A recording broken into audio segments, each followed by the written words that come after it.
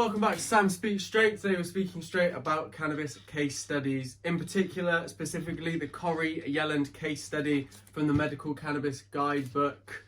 I'll put a link to it down in the description. It's a little bit of a story and then we'll do some talking about it at the end.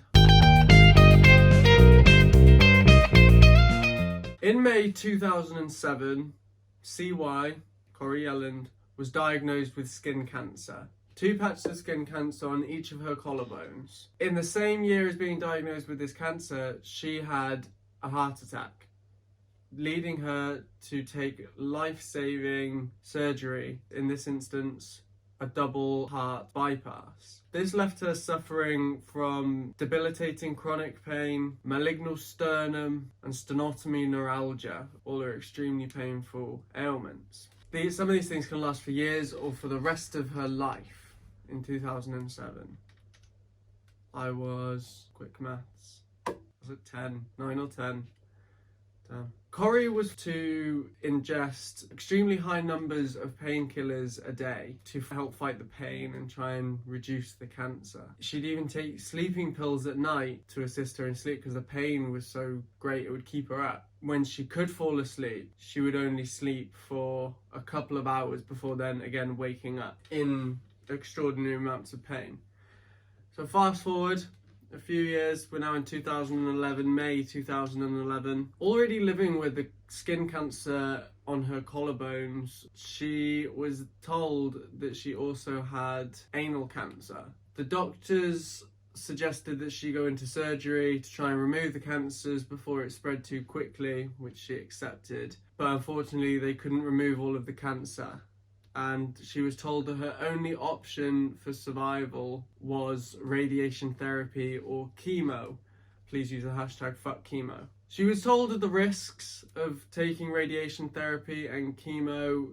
She could have experienced 2nd and 3rd degree burns across her body and could have potentially left her with permanent scarring due to the surgery that would have been necessary to unfuse her vagina and her rectum, as the radiation burns could have sealed them closed. Refusing the treatment, Corrie decided she was going to do some research into what alternative methods of healing she could find. She stumbled upon cannabis oil and began to self-medicate there soon after.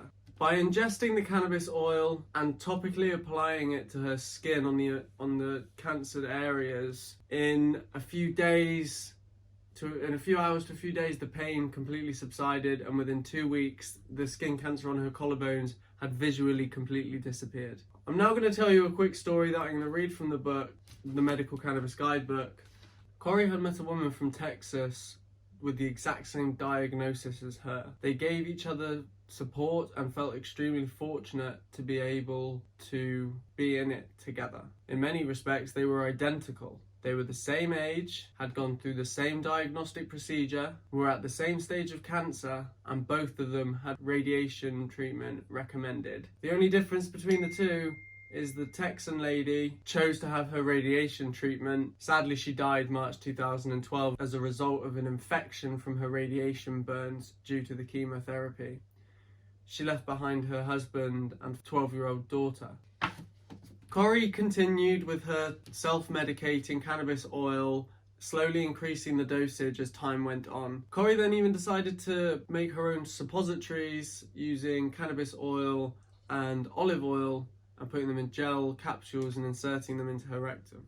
Fast forward again to September 2012, not 6-7 months after the Texan lady, whose name is not mentioned, died. Corrie went to see her specialist to get tested to see how she was doing, and she couldn't believe, after being told that she wouldn't survive without radiation or chemotherapy, she was ecstatic to hear that she was 100% cancer-free.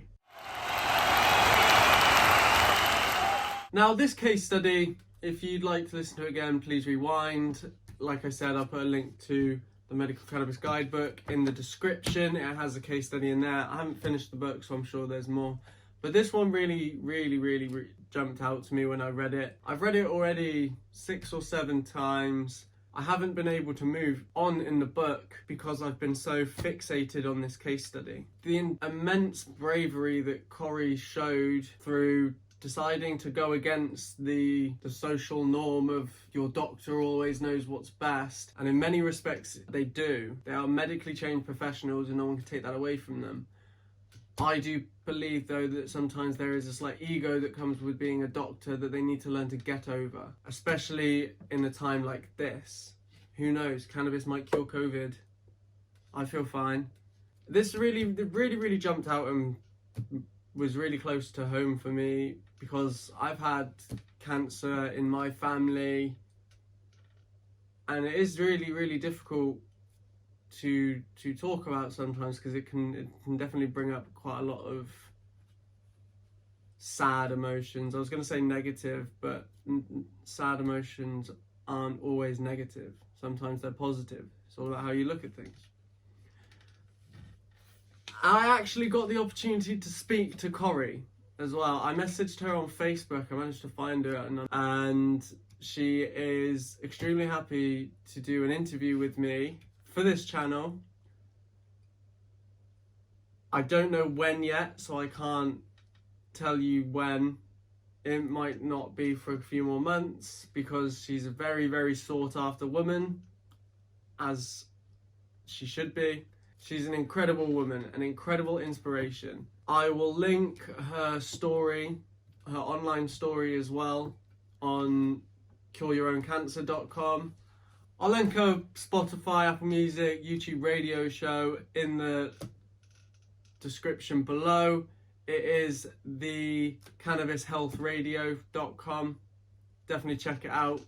It's very eye-opening listening to these case studies. They do make sure that, you know, they are not medically trained professionals, so they do suggest that you don't take their advice as medical advice.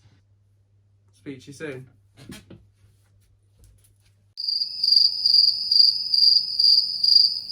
I forgot to mention, Corrie was taking 10 to 15 Tylenol 3 per day, as well as other drugs. And in using cannabis oils, she managed to get that down to just half of a Tylenol 3 a day.